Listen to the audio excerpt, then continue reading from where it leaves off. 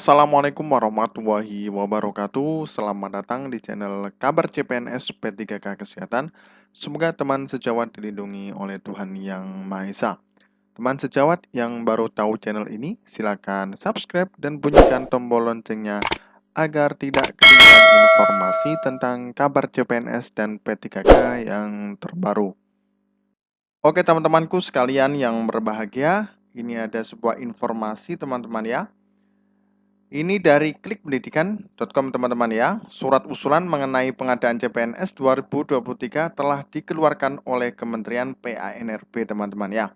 Dalam surat tersebut berisi dengan perintah untuk para pejabat di pemerintah pusat dan daerah agar segera mengusulkan kebutuhan CPNS 2023 teman-teman ya.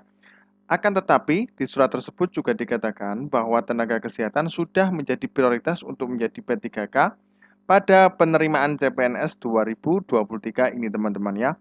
Untuk beberapa tenaga kesehatan yang mengharapkan untuk menjadi PNS dan bukan P3K tentu akan menjadi galau teman-teman ya.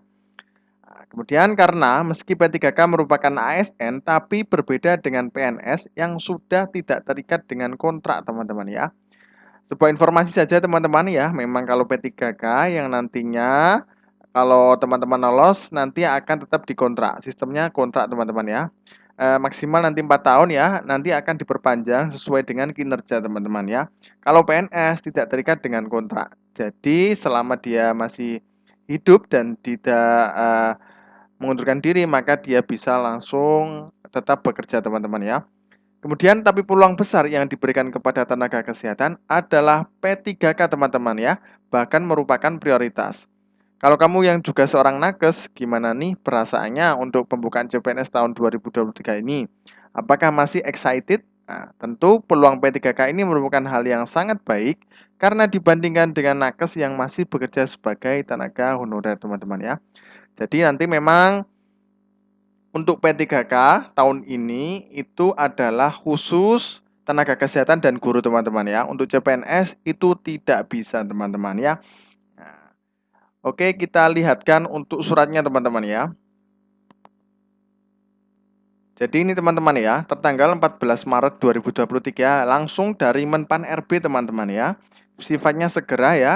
Yang pertama adalah pengadaan ya, aparatur sipil negara tahun 2023. Nah, ini ya.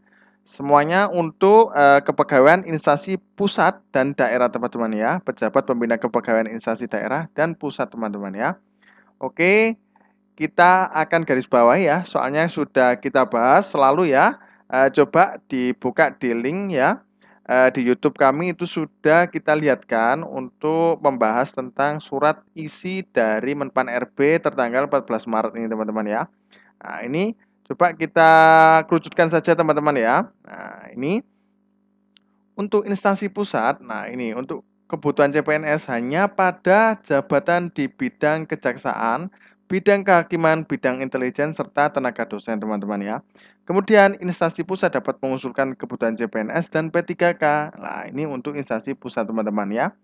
Nah, kemudian eh, untuk instansi daerah, nah ini untuk instansi daerah ini ya, coba kita lihat dulu, usulan kebutuhan P3K diprioritaskan untuk memenuhi kebutuhan pegawai di bidang pelayanan dasar, pendidikan, dan kesehatan pada satuan atau unit kerja di daerah terpencil, tertinggal, dan terluar. Usulan kebutuhan P3K diutamakan bagi satuan atau unit kerja dalam pengadaan ASN tahun 2023 tidak mendapatkan alokasi tambahan pegawai baru teman-teman ya. Jadi teman-teman ya, coba kita terka untuk poin A ini, usulan kebutuhan P3K ini diprioritaskan untuk memenuhi kebutuhan pegawai di bidang pelayanan dasar. Nah, kita garis bawahi pendidikan dan kesehatan teman-teman ya. Artinya apa teman-teman? Nah, artinya nanti hanya pendidikan dan kesehatan untuk yang di daerah itu hanya mengajukan P3K teman-teman ya. Nah, ini teman-teman ya. Kemudian poin B, usulan kebutuhan P3K untuk jabatan fungsional berpedoman pada peraturan menteri tentang nomenklatur masing-masing jabatan fungsional dan keputusan Menteri PANRB nomor 158 tahun 2023 dengan syarat kualifikasi pendidikan sesuai rekomendasi dari instansi pembina teman-teman ya. Nah, ini ya. Kemudian kebutuhan ini tergantung dari Kementerian Pendidikan ya. Kemudian untuk kesehatan juga tergantung dari Kementerian Kesehatan, teman-teman ya. Intinya teman-teman ya, yang di sini untuk P3K hanyalah kesehatan dan pendidikan teman-teman ya. Tapi untuk instansi pusat bisa mengusulkan CPNS teman-teman ya. Tapi kalau daerah hanya P3K. Nah, untuk yang CPNS yaitu adalah bidang kejaksaan, kehakiman, intelijen, serta tenaga dosen. Itu CPNS teman-teman ya. Nah, oke.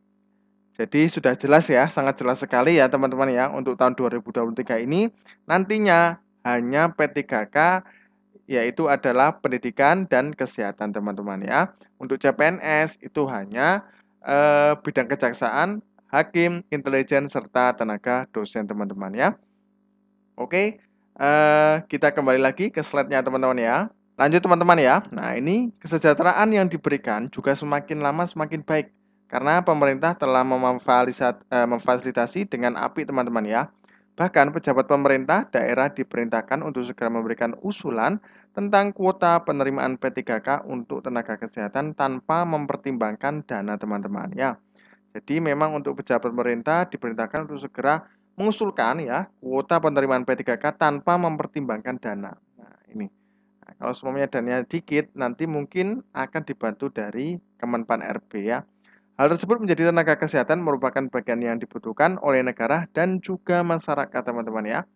Itu juga berlaku untuk penerimaan guru yang juga P3K tahun 2023 ini. Karena pada penerimaan guru tidak membuka lowongan CPNS 2023 teman-teman ya.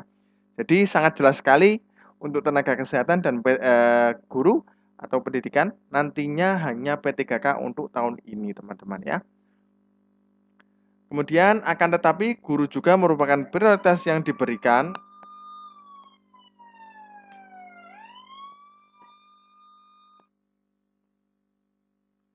Akan tetapi, guru juga merupakan prioritas yang diberikan pemerintah untuk segera diangkat menjadi P3K.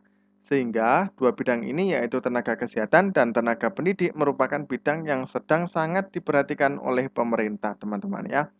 Tentu bukan tanpa dasar karena jika dilihat memang kedua bidang ini berperan penting untuk kelangsungan hidup masyarakat, teman-teman ya.